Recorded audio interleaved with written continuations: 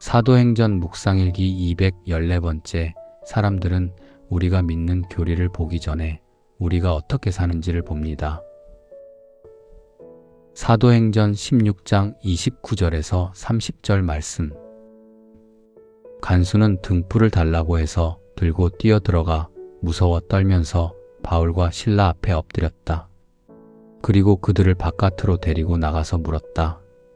두 분 사도님, 내가 어떻게 해야 구원을 얻을 수 있습니까? 아멘.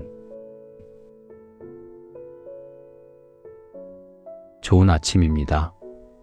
한동안 아침 저녁으로 선선하더니 이제는 무더위가 성큼 다가온 것 같습니다. 낮에는 햇살이 제법 뜨겁고 몸도 쉽게 지칩니다. 이럴 때일수록 물도 자주 드시고 마음도 너무 몰아붙이지 않으면 좋겠습니다. 더위가 우리 몸을 지치게 해도 주님이 주시는 평강은 우리 마음을 지켜주실 것입니다.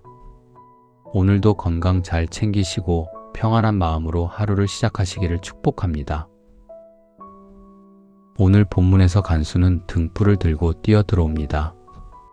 그리고 떨며 바울과 실라 앞에 엎드립니다. 조금 전까지만 해도 그는 바울과 실라를 감시해야 할 죄수로 보았습니다. 그는 명령하는 사람이었고 바울과 실라는 묶인 사람들이었습니다. 그는 지키는 사람이었고 바울과 실라는 지켜지는 사람들이었습니다. 그런데 이제 관계가 완전히 뒤집혔습니다. 간수는 그들 앞에 엎드려 묻습니다. 두 분 사도님, 내가 어떻게 해야 구원을 얻을 수 있습니까? 무엇이 간수를 이렇게 바꾸었을까요? 물론 지진은 놀라운 일이었습니다. 감옥 문이 열린 것도 충격적인 일이었습니다. 그러나 간수가 정말 본 것은 기적보다 더 이상한 사람들이었습니다. 도망갈 수 있는데 도망가지 않는 사람들입니다. 억울하게 맞고 갇혔는데도 찬송하던 사람들이죠.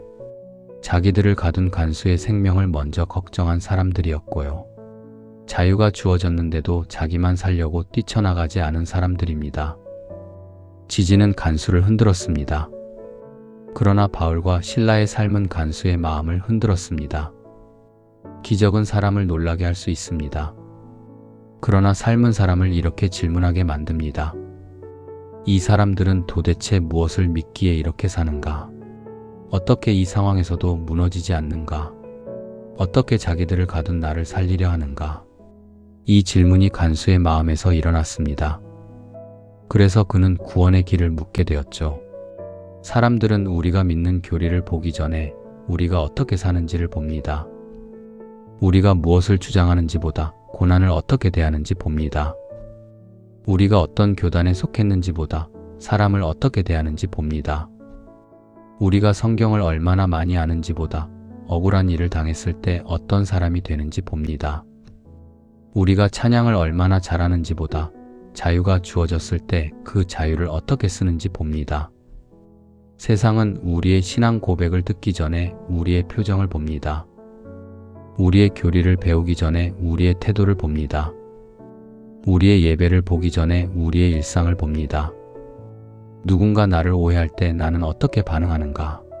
내가 손해볼 때 나는 어떤 사람이 되는가? 나에게 상처 준 사람이 어려움에 처했을 때 나는 어떤 선택을 하는가? 고난이 올 때 냉소하는가? 기도하는가? 자유가 생길 때 욕망을 따르는가? 사랑을 선택하는가? 그 장면에서 우리의 믿음이 드러납니다. 복음은 예수 그리스도이십니다. 우리의 삶이 복음 그 자체는 아닙니다. 그러나 우리의 삶은 그 복음이 실제라는 것을 보여주는 증언입니다. 바울은 고린도 교회를 향해 여러분은 우리의 편지라고 말했습니다.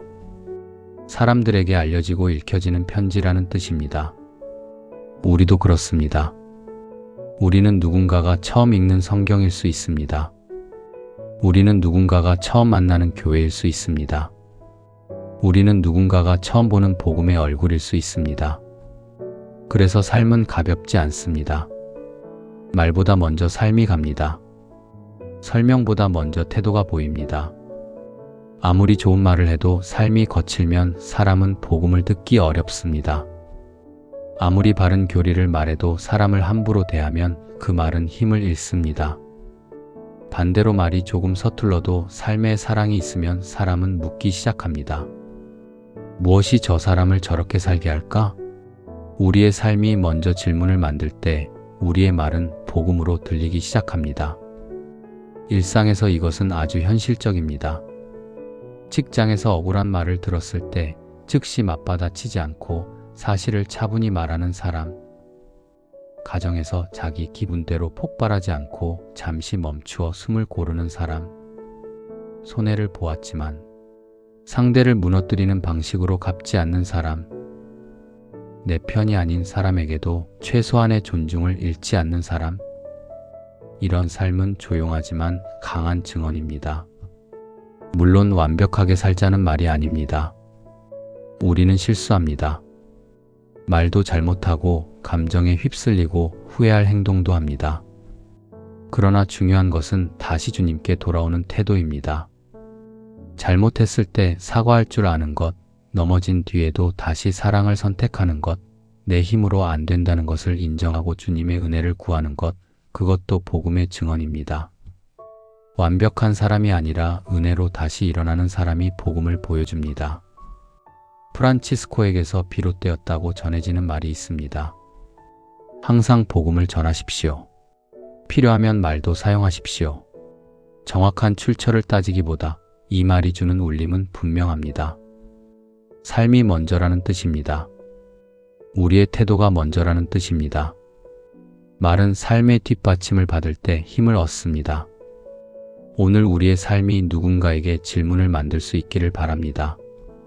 저 사람은 무엇을 믿기에 저렇게 사는가? 저 사람 안에는 어떤 평안이 있는가? 저 사람은 왜 나를 미워하지 않고 살리려 하는가? 우리의 삶이 완벽해서가 아니라 주님의 은혜가 우리 안에서 드러나기 때문입니다. 사람들은 우리가 믿는 교리를 보기 전에 우리가 어떻게 사는지를 봅니다. 오늘도 우리의 말보다 삶이 먼저 복음을 전하는 조용한 증언이 되기를 축복합니다.